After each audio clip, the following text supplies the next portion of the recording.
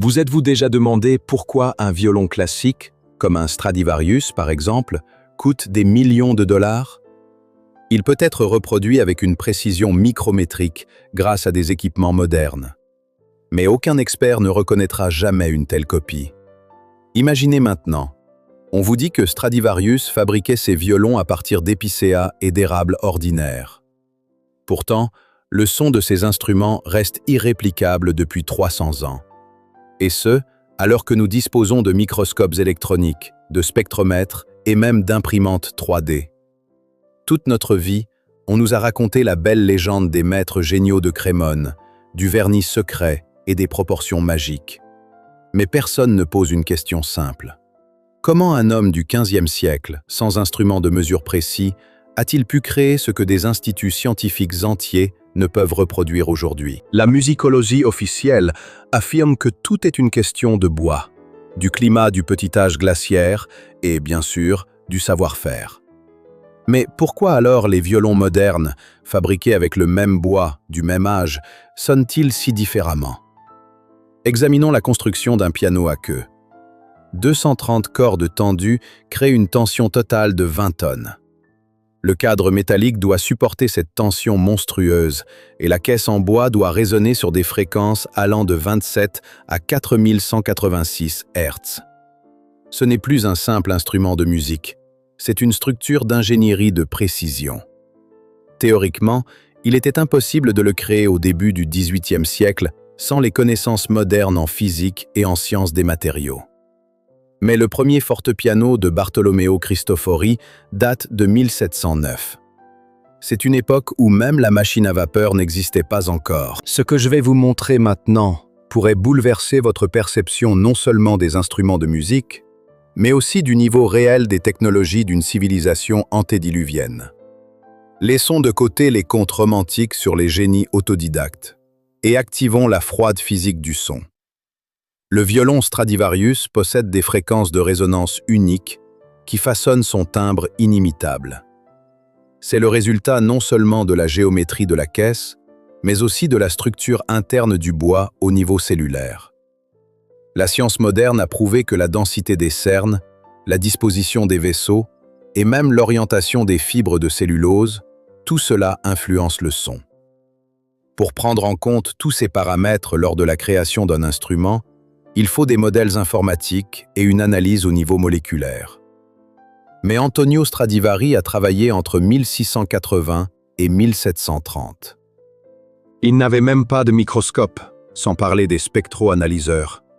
Comment pouvait-il calculer l'épaisseur de la table d'harmonie avec une précision de dixième de millimètre? Car cette épaisseur varie selon une trajectoire curviligne complexe, du centre vers les bords. Une erreur de seulement 0,2 mm modifie de manière critique l'acoustique. Elle décale les pics de résonance de 50 à 100 Hz. Les luthiers modernes, équipés de jauges d'épaisseur laser, effectuent des centaines de mesures. Mais ils ne reproduisent que la forme extérieure. L'acoustique reste différente. Le timbre est plus pauvre, les harmoniques plus faibles. Des tests à l'aveugle montrent que les virtuoses confondent parfois les instruments. Mais les ingénieurs du son professionnel voient la différence instantanément sur les spectrogrammes. Le spectre de fréquence de Stradivarius est 30 à 40% plus riche. La seule explication qui vient à l'esprit, il n'a pas créé les instruments de toutes pièces. Il a peut-être travaillé à partir de modèles d'une culture beaucoup plus ancienne et technologiquement avancée. Parlons maintenant de cette légende même qui cache l'évidence. Le vernis secret de Stradivarius. On nous dit « quote 0 ». En 300 ans, les chimistes ont analysé le revêtement par des centaines de méthodes. Analyse par fluorescence X, chromatographie en phase gazeuse, spectrométrie de masse. La composition est connue jusqu'à la dernière molécule. Résine de lentisque, huile de lin, pigments naturels à base de minéraux. Tout cela a été recréé à l'identique dans des laboratoires du monde entier. Mais le son n'est pas le même. Pourquoi? Parce que ce n'est pas une question de vernis, c'est une diversion. Le vernis crée une fine couche protectrice de seulement 50 à 100 microns d'épaisseur. Il ne peut physiquement pas influencer de manière significative les vibrations de la table d'harmonie, qui a une épaisseur de 2,5 à 3,5 mm. C'est comme affirmer que la peinture sur la carrosserie d'une voiture modifie son aérodynamisme. Absurde du point de vue de la physique. Mais la légende est répétée depuis des siècles. Peut-être le vernis servait-il simplement de marqueur? Un moyen d'identifier les instruments d'une certaine origine, d'un certain lot d'une production ancienne? Examinons l'évolution du piano, et vous verrez une étrange régularité. Le premier fortepiano de Cristofori de 1709 avait un cadre en bois et seulement 49 touches. Les cordes étaient faiblement tendues. C'est une construction assez primitive, loin du piano à queue moderne. Mais déjà 100 ans plus tard, vers les années 1820, apparaissent des instruments avec un cadre entièrement métallique. Ils supportent déjà 18 tonnes de tension, avec 88 touches et un mécanisme de 8000 pièces. Le bond technologique en un siècle est tout simplement colossal. Du cadre en bois à celui en fonte, de 50 à 230 cordes. Du simple marteau à la double répétition. D'où venait le dessin d'un cadre monobloc en 1825, alors que la fonderie industrielle n'en était qu'à ses débuts? Comment la répartition des charges a-t-elle été calculée sans les méthodes de résistance des matériaux, qui ne sont devenues une science qu'en 1850? L'ingénieur Alphonse Babcock aurait inventé le cadre monobloc, mais ses notes montrent qu'il travaillait à partir de schémas existants trouvés dans les archives de maîtres européens. De qui étaient ces archives? De plus, la conception acoustique du piano moderne est basée sur une progression logarithmique des fréquences. Une mathématique découverte seulement à la fin du XVIIe siècle, mais déjà intégrée dans les instruments des années 1730. La chronologie ne concorde pas. Soit les mathématiques ont été découvertes plus tôt et cachées, soit la conception a été tirée d'ailleurs. Parlons de la façon dont les instruments anciens sont datés, et vous verrez que ce système est plein de lacunes. La méthode principale est la dendrochronologie, l'analyse des cernes de croissance du bois. On prend un échantillon de bois, on compare le motif des cernes avec des échelles de référence et on détermine l'âge. La méthode fonctionne, mais il y a une nuance. Elle ne montre que l'âge du bois et non l'âge de l'instrument lui-même. Le bois aurait pu reposer 50, 100 ou même 200 ans avant d'être utilisé. De plus, les échelles dendrochronologiques pour l'Europe ne sont construites que jusqu'à une certaine période. Plus loin dans le passé, il y a des lacunes, des incohérences. La science officielle le reconnaît, mais ne le rend pas public. La méthode au radiocarbone pour le bois des 15e à 18e siècles donne une marge d'erreur de plus ou moins 50 à 80 ans.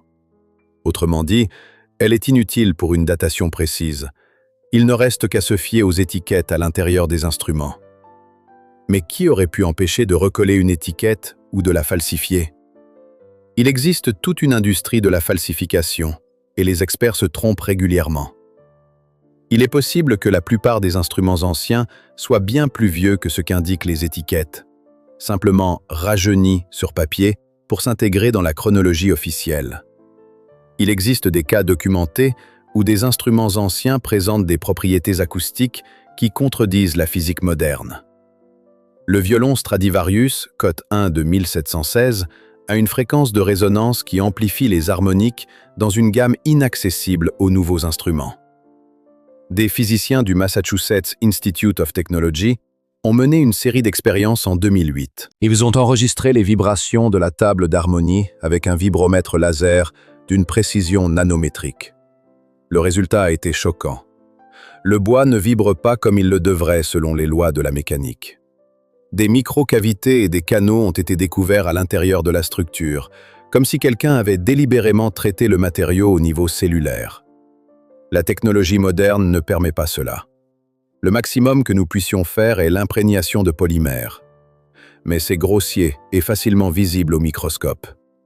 Or, dans les instruments du XVIIe siècle, la structure est modifiée si finement qu'elle ressemble à un travail de nanotechnologie. De plus, certains pianos anciens émettent des vibrations infrasonores, des fréquences inférieures à 20 Hz, inaudibles pour l'oreille humaine, mais qui influencent l'état émotionnel. Ce n'est pas un hasard de conception. Cela a été intégré intentionnellement. Pourquoi? Peut-être pour influencer les auditeurs, pour gérer les émotions, pour créer des états de conscience altérés. Et maintenant, regardez la carte. Tous les grands maîtres luthiers des XVIIe à XVIIIe siècles sont concentrés dans une minuscule région, Crémone et ses environs. Stradivari, Guarneri, Amati, Ruggieri, tous dans un rayon de 30 km. Pourquoi? On nous dit tradition de transmission du savoir-faire, guilde, apprentissage. Mais alors pourquoi une telle tradition n'est-elle pas apparue à Venise, Florence, Milan, des villes plus riches et plus cultivées? Crémone, au XVIIe siècle, était une ville provinciale de 30 000 habitants, sans université, sans grand centre scientifique. D'où y venaient les connaissances en physique acoustique avancée? Il existe une version qui est passée sous silence. Dans la région de Crémone se trouvent les ruines d'anciennes constructions romaines. Et plus profondément encore, des traces d'une culture encore plus ancienne. Les archéologues ont trouvé à plusieurs reprises d'étranges artefacts. Des plaques métalliques avec des résonateurs, des objets en céramique de forme acoustique. Officiellement, ce sont des objets cultuels, mais leur forme crie littéralement leur fonction, amplification et modulation du son. Les maîtres de Crémone auraient pu avoir accès à d'anciens échantillons provenant de fouilles locales, reconstruisant la technologie à partir d'artefacts partiellement conservés. Le bois des instruments anciens possède des propriétés que la science moderne ne peut expliquer. La densité de l'épicéa dans les violons Stradivarius est 20 à 25% inférieure à celle du bois moderne de la même espèce et du même âge. On nous dit petit âge glaciaire, croissance lente, cernes annuels étroits. Mais une vérification a montré que même l'épicéa de la même période, abattu dans les mêmes Alpes, a une densité normale. Donc, ce n'est pas une question de climat. Une étrangeté est visible sous le microscope électronique. Les parois cellulaires sont amincies, comme si le matériau avait été traité au niveau moléculaire. La technologie moderne obtient un tel effet par traitement sous vide à haute température, la thermomodification du bois. Mais au XVIIe siècle, il n'y avait pas de chambre à vide. De plus, l'analyse de la composition isotopique a révélé des anomalies dans la teneur en deutérium et en oxygène 18. Ce sont des marqueurs de conditions de croissance ou de traitement inhabituels. Le bois aurait pu être traité par une technologie perdue lors d'un cataclysme. Certains chercheurs suggèrent l'utilisation de vibrations sonores pour modifier la structure de l'arbre dès le stade de la croissance. L'impact acoustique de certaines fréquences modifie la croissance des cellules. Il existe des études dont les résultats n'ont jamais été publiés. Dans les années 1970, un groupe de physiciens britanniques de l'université de Cambridge a eu accès à 12 instruments Stradivarius pour une analyse détaillée à l'aide de la tomographie au rayon X. Les données préliminaires indiquaient des structures internes anormales du bois. Mais le rapport final n'a jamais été publié. Le projet a été fermé pour des raisons inconnues. En 1998, le laboratoire japonais Yamaha a tenté de recréer un violon Stradivarius atome par atome en utilisant la microscopie électronique à balayage et l'impression 3D. Le projet a été brusquement abandonné. La raison officielle était l'absence de perspective commerciale. Mais des initiés ont raconté qu'ils avaient découvert dans le bois des oligo-éléments dans des proportions introuvables dans la nature. Une teneur élevée en bore, en silicium et en éléments de terre rares. Le Centre national de la recherche scientifique français a mené une analyse du vernis en 2010 et a découvert des composés organiques d'origine inconnue, non identifiables dans les bases de données. L'article a été préparé pour publication dans la revue Nature Materials, mais il n'est jamais paru. Il a été recommandé aux auteurs de s'abstenir sans explication. En 2016, des scientifiques australiens ont tenté de publier des données sur les propriétés magnétiques du bois de Stradivarius. L'article a été rejeté par 3 revues majeures avec la formulation « ne correspond pas au paradigme ». Quelqu'un ne veut vraiment pas que la vérité sur l'origine de ces instruments soit rendue publique. Le marché des instruments anciens est une industrie de plusieurs milliards, bâtie sur des mythes et le contrôle de l'information. Un violon Stradivarius se vend entre 2 et 15 millions de dollars aux enchères. Et ce prix n'est pas pour le son, mais pour le statut. Une écoute à l'aveugle en 2014 à Paris a montré que 10 virtuoses n'ont pas pu distinguer avec certitude les violons anciens des modernes en jouant dans une salle de concert. Mais lorsque les mêmes instruments ont été enregistrés en studio et analysés spectralement, la différence est apparue dans le spectre de fréquences, les harmoniques, la plage dynamique. Les instruments anciens sont acoustiquement plus riches, bien que l'oreille humaine ne le perçoive pas toujours. L'industrie passe délibérément sous silence les recherches techniques, promouvant le mythe de l'âme et de la magie de l'instrument. Pourquoi? Parce que ce n'est pas une question de son, mais de contrôle de l'accès aux technologies anciennes. Qui possède les instruments anciens? Des musées? Des fondations? Des collectionneurs privés issus d'un cercle restreint d'élite.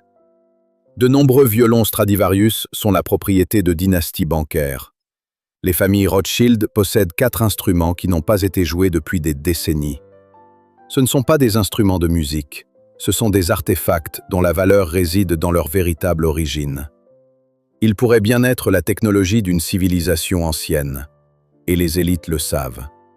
Le secret des données, l'interdiction des recherches détaillées et la création du mythe des maîtres géniaux deviennent alors compréhensibles. La vérité est enterrée sous des couches de mensonges et les instruments sont enfermés dans des coffres forts. Non pas pour être joués, mais pour être cachés. Notez une étrange coïncidence. L'apogée de la lutherie au XVIIe siècle coïncide avec l'ère de l'architecture baroque. Les bâtiments de cette époque étaient construits avec une acoustique incroyable. Théâtres, cathédrales, salles de concert, où le son se propageait parfaitement, sans aucun traitement acoustique moderne. Comment les architectes calculaient-ils les fréquences de résonance des pièces sans modèles informatiques? La basilique Saint-Pierre de Rome a un temps de réverbération de 11 secondes. Cela signifie un calcul extrêmement précis des volumes, des surfaces et des matériaux. Les acousticiens modernes passent des années à modéliser une seule salle. Et au XVIIe siècle, des dizaines de ces structures étaient construites sans erreur. Il y a une théorie. Les instruments et l'architecture ont été créés selon des principes unifiés, hérités d'une époque plus ancienne.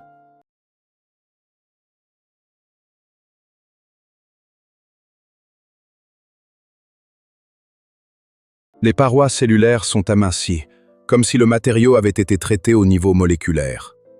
La technologie moderne atteint un tel effet grâce à la thermomodification du bois, un traitement sous vide à haute température.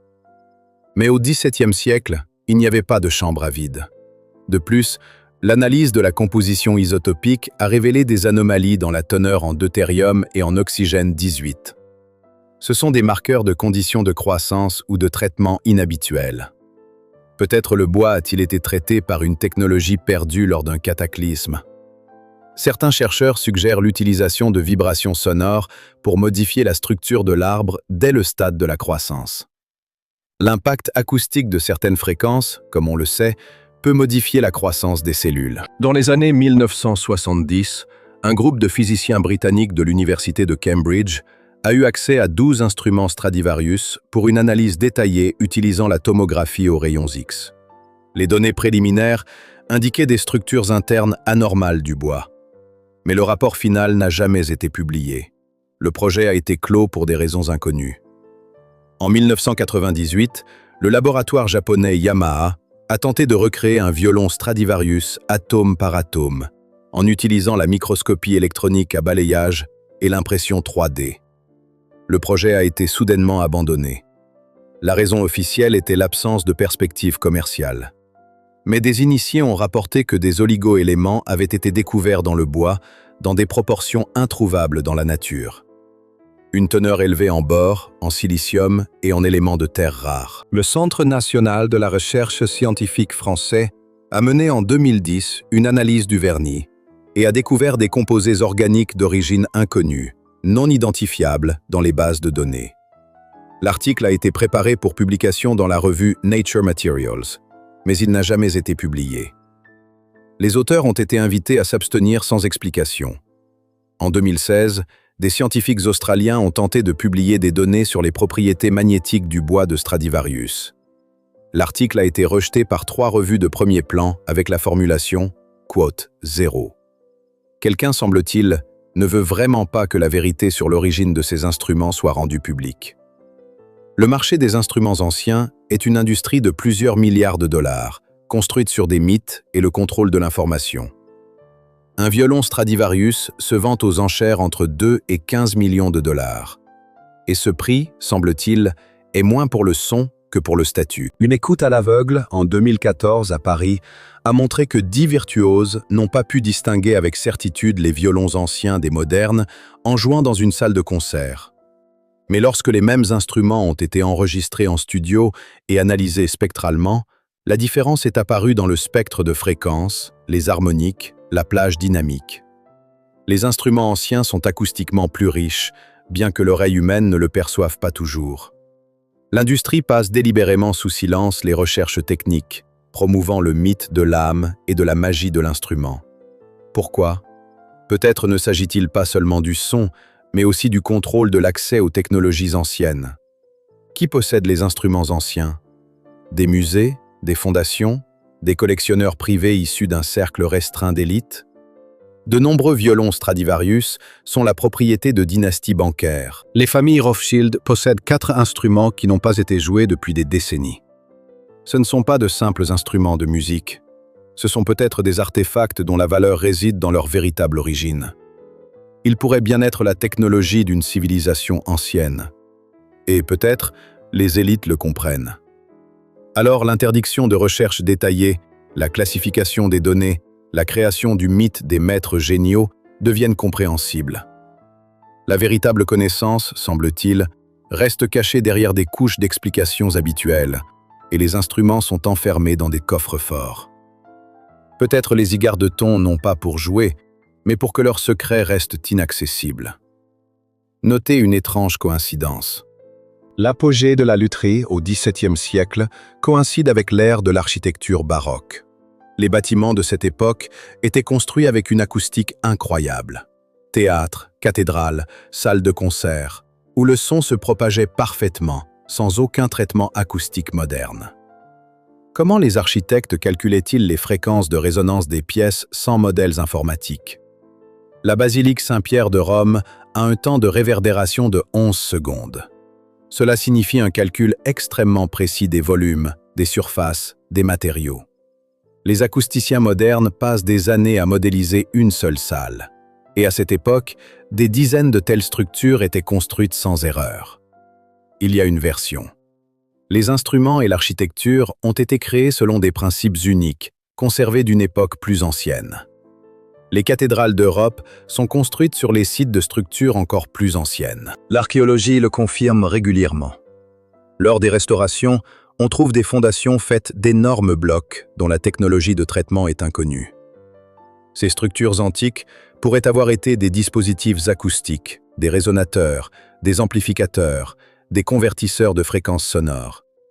Les violons Stradivarius sonnent parfaitement précisément dans les anciennes salles européennes. Ils sont créés comme un système unifié, où l'instrument et l'espace interagissent au niveau de la résonance. Posons la question interdite. Et si la musique, dans sa forme originale, n'était pas un art, mais une technologie? Certaines fréquences influencent la conscience humaine. C'est un fait scientifiquement prouvé. Les battements binauraux provoquent la transe. Les infrasons créent un sentiment d'anxiété ou d'euphorie. Les ultrasons agissent sur le système nerveux. Les cultures anciennes du monde entier utilisaient le son dans leurs rituels. Bol chantant tibétain, tambour chamanique, cloche de temple. Peut-être pas pour la beauté, mais pour l'impact. La neuroacoustique moderne a prouvé que des fréquences correctement choisies modifient l'activité cérébrale, influencent la production de neurotransmetteurs et même traitent des maladies. Mais ces connaissances n'auraient été découvertes qu'au XXe siècle. Peut-être étaient-elles connues il y a des milliers d'années, puis perdues.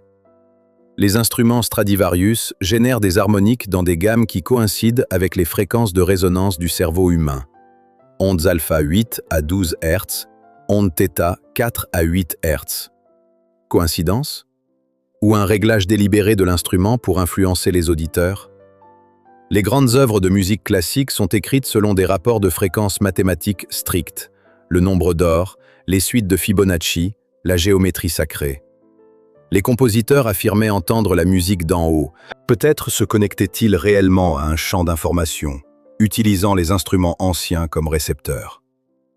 Pendant la Seconde Guerre mondiale, les nazis ont organisé une opération spéciale de recherche et de confiscation des violons Stradivarius dans toute l'Europe occupée. Ce n'était peut-être pas seulement du pillage culturel, mais une recherche ciblée de quelque chose d'autre. On sait qu'Alfred Rosenberg, idéologue du nazisme, a créé une unité secrète, le Quote 2, qui confisquait des instruments anciens dans les musées, les églises et les collections privées. La version officielle était de préserver la culture aryenne. Mais certains documents déclassifiés semblent suggérer quelque chose de plus. Les instruments étaient transportés au château de Wewelsburg, un centre occulte de la SS où des expériences ésotériques étaient menées sous la direction de Heinrich Himmler. Pourquoi les SS voulaient-ils des violons? Des témoignages oculaires subsistent. Des rituels nocturnes étaient menés dans le château avec des instruments anciens. Ils tentaient d'extraire de l'énergie des artefacts anciens. Après la guerre, au moins 60 instruments de grands maîtres ont disparu sans laisser de traces des collections documentées. Où sont-ils passés? Les Alliés les cherchaient aussi. L'unité américaine Monument Men avait une liste secrète de biens culturels prioritaires, et les instruments de musique anciens figuraient dans la catégorie A. C'était la plus haute priorité, au même titre que les développements nucléaires. Ce n'était peut-être pas seulement une préoccupation culturelle, mais aussi une chasse cachée à une technologie dont la véritable signification n'était connue que des initiés. Le matériau des cordes a radicalement changé au cours des 200 dernières années. Mais on n'en parle pas. Jusqu'au milieu du 19e siècle, toutes les cordes étaient fabriquées à partir d'intestins de mouton, le catgut, un matériau naturel. Les cordes modernes sont en acier, synthétique, avec un enroulement en alliage. Le son est fondamentalement différent. Pourquoi a-t-on abandonné les cordes en boyau? Officiellement, elles sont instables, se cassent, se désaccordent à cause de l'humidité. Mais la véritable raison est peut-être autre. La production de catgut nécessitait une technologie spéciale de trempage et de torsion des boyaux, dont le secret a été perdu à la fin du 19e siècle. Les anciens maîtres savaient comment traiter le matériau pour qu'il dure des années et sonne parfaitement. Les tentatives modernes de recréer des cordes historiques donnent un résultat médiocre. Elles sonnent sourdement, se cassent en quelques semaines. De plus, des recherches ont montré que les cordes en boyau des siècles passés contenaient des oligo-éléments en concentration anormale, cuivre, argent, or sous forme colloïdale. D'où venaient ces métaux? Les animaux ne les accumulent pas en de telles quantités. Une des explications possibles. Les cordes étaient imprégnées de solutions spéciales, dont la technologie ne nous est pas parvenue. Ou bien elle est parvenue, mais elle est classifiée, car elle change toute l'image de l'acoustique des instruments. Avec les anciennes cordes sur les anciens instruments, le son n'était pas simplement différent. Il était plus proche de la technologie originale, qui faisait peut-être partie d'une technologie.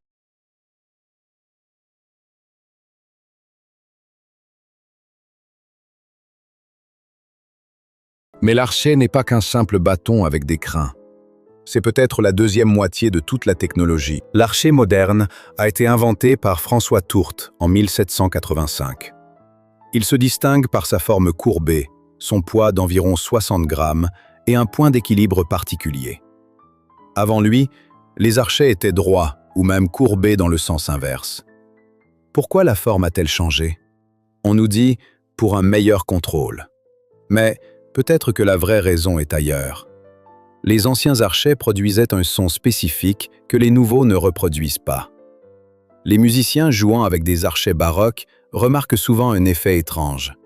Avec une certaine technique de jeu, le son devient volumineux, presque tridimensionnel, enveloppant. Les physiciens appellent cela la polarisation croisée des oscillations.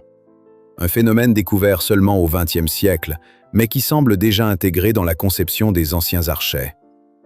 Les crins de l'archet sont des crins de cheval, traités à la colophane, une résine de conifère. Mais l'analyse d'anciens archets du XVIIe siècle a montré que cette colophane contenait des additifs de composition inconnus, des composés organiques de structure complexe. La colophane moderne est une résine pure.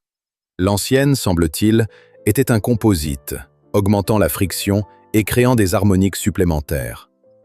La formule de cette ancienne colophane est perdue. De plus, le bois de l'archet est du pernambouc. C'est un arbre brésilien qui a été presque entièrement abattu au XXe siècle. Les spécimens restants sont maintenant protégés par la loi. Pourquoi le pernambouc? Parce que sa structure résonne dans la gamme 200 à 400 Hz, amplifiant le ton fondamental du violon. Ce n'est pas un choix de matériaux aléatoires, c'est une connaissance des propriétés de résonance qui implique une compréhension profonde de l'acoustique. Regardez attentivement les éléments décoratifs des instruments anciens. Chaque détail pourrait avoir une fonction cachée. La volute du violon est en forme de spirale, reproduisant le nombre d'or avec une précision d'un demi-degré. Ce n'est pas une simple liberté artistique, c'est une constante mathématique de 1,618 que l'on retrouve dans la structure de l'ADN, des coquilles de mollusques, des galaxies. La spirale pourrait concentrer les ondes sonores, fonctionnant comme un résonateur passif.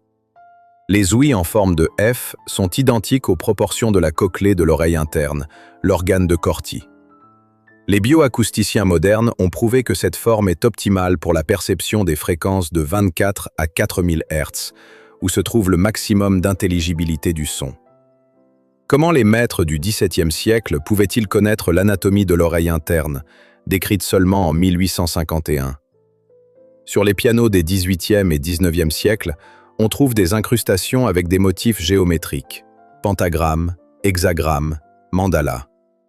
Officiellement, ce n'est que de la décoration. Mais si vous superposez ces motifs sur les cartes des modes de résonance de la table d'harmonie, vous verrez qu'ils coïncident avec les points d'amplitude maximale des vibrations.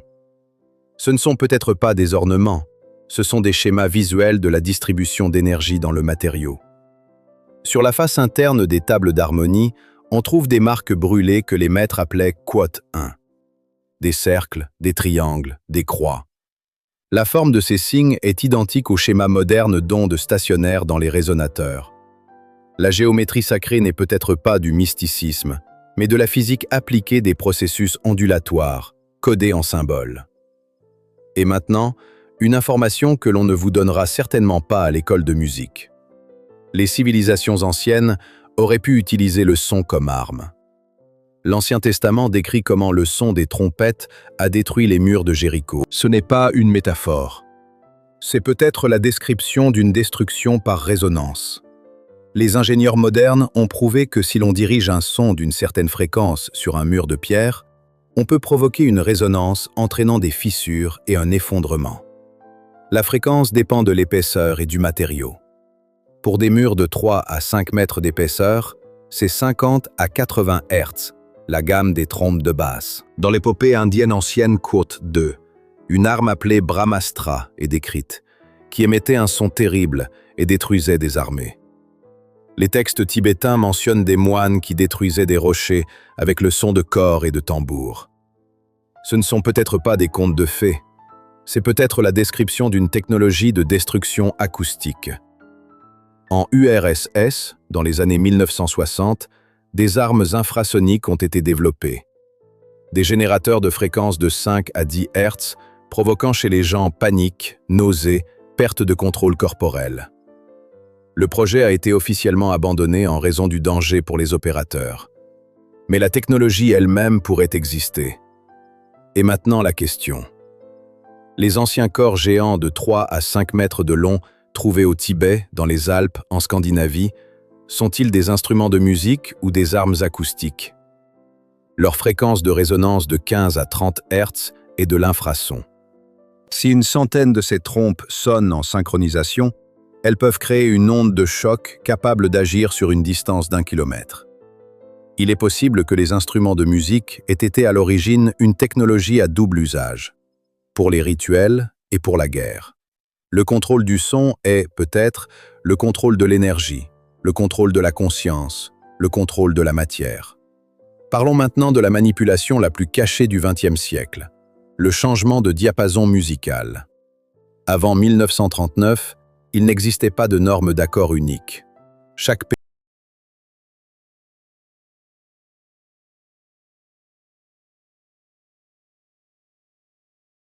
Lors d'une conférence internationale à Londres en 1939, la norme de 440 Hz a été adoptée, et elle est toujours en vigueur. Mais l'histoire de cette décision semble assez obscure.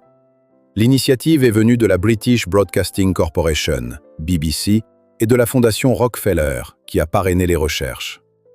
La raison officielle était l'unification pour la radiodiffusion. Mais peut-être la véritable raison était différente. La suppression de la fréquence alternative de 432 Hz, utilisée depuis des millénaires. La fréquence de 432 Hz est mathématiquement liée à la fréquence de Schumann, la résonance naturelle de la Terre de 7,83 Hz. Si l'on y réfléchit, 432 égale 7,83 multiplié par 55,15. Cela signifie que la musique à cette fréquence se synchronise avec les vibrations naturelles de notre planète. Des études ont montré que l'écoute de musique à 432 Hz régule la fréquence cardiaque, abaisse la tension artérielle, active les ondes alpha du cerveau et induit un état de calme et de concentration. À 440 Hz, l'effet semble être l'inverse. Augmentation du cortisol, accélération du pouls, activation des ondes bêta, état d'anxiété et de stress. S'agirait-il d'une manipulation consciente? En changeant l'accord de seulement 8 Hz, ils ont modifié l'impact de la musique sur des milliards de personnes. Qui a pris cette décision? Des représentants des élites contrôlant l'industrie des médias. Pourquoi? Peut-être parce que 432 Hz active les zones du cerveau liées à l'intuition et à la créativité, tandis que 440 Hz est lié à la logique et à la soumission. Le contrôle des fréquences est, peut-être, la clé pour influencer la conscience à l'échelle mondiale.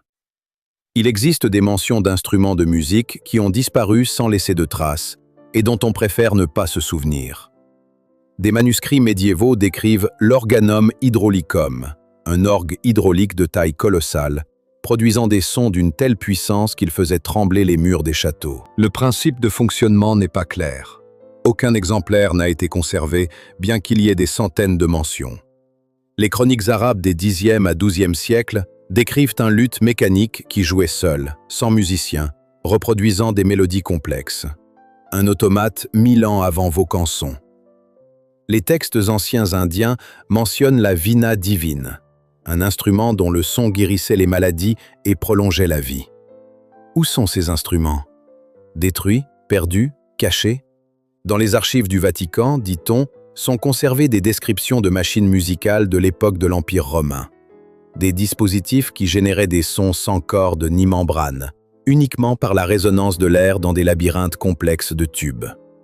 La technologie est perdue, les plans sont classifiés. Les annales chinoises de la dynastie Tang mentionnent des gongs de pierre, d'énormes lithophones taillés dans des rochers entiers, dont le son pouvait être entendu à 100 li, soit environ 50 km. Plusieurs de ces objets ont été trouvés par des archéologues, mais leur âge et leur technologie de fabrication ne correspondent pas à l'histoire officielle. La datation indique des milliers d'années, et le traitement de la pierre à cette échelle nécessite des outils qui, selon nos connaissances, sont apparus bien plus tard. Tous ces artefacts semblent être passés sous silence, car leur existence détruit le mythe du développement technologique progressif, du primitif au complexe. Alors, assemblons ce puzzle. Les instruments de musique que nous voyons dans les salles de concert ne sont peut-être pas le summum de l'évolution. Ce sont plutôt des échos d'une technologie perdue. Une ancienne civilisation, ayant existé avant un certain cataclysme global, maîtrisait la science acoustique à un niveau que nous commençons seulement à comprendre. Le son, peut-être, était utilisé pour la construction de mégalithes par lévitation acoustique. Pour la médecine, par l'action vibratoire sur les cellules. Pour modifier les états de conscience, par résonance avec les ondes cérébrales. Et même pour la transmission d'informations à distance, par liaison résonante. Après la catastrophe, qu'il s'agisse d'un déluge, d'un déplacement des pôles ou de la chute d'un fragment de comète, seuls des fragments de connaissances ont survécu sous forme d'artefacts, de structures à moitié détruites, de symboles codés. Les maîtres de la Renaissance, peut-être, n'inventaient pas. Ils trouvaient, déchiffraient, reconstruisaient à partir d'échantillons, partiellement conservés dans des caches et des sépultures. Les violons Stradivarius sont des copies aussi précises que possible d'instruments anciens, fabriqués avec le degré de compréhension disponible au XVIIe siècle. Le fait qu'ils conservent de propriétés anormales après 300 ans prouve qu'à la base, il n'y a pas seulement le génie et le talent, mais aussi une adhésion exacte à des plans perdus. Le contrôle de ces artefacts est exercé par des élites qui, peut-être, connaissent la vérité. Les instruments anciens sont conservés dans des collections privées non pas pour être joués. Ils sont étudiés, des données en sont extraites, qui ne sont jamais publiées ouvertement. Chaque génération de scientifiques se rapproche du déchiffrement. Mais l'information, semble-t-il, est dosée pour que l'humanité ne connaisse pas toute la vérité. Peut-être ne progressons-nous pas tant que nous essayons de revenir à un niveau qui était autrefois la norme.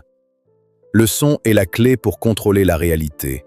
Et ceux qui possèdent cette connaissance, peut-être, possèdent le monde.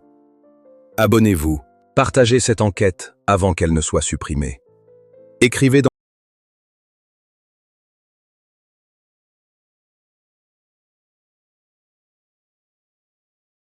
peut-être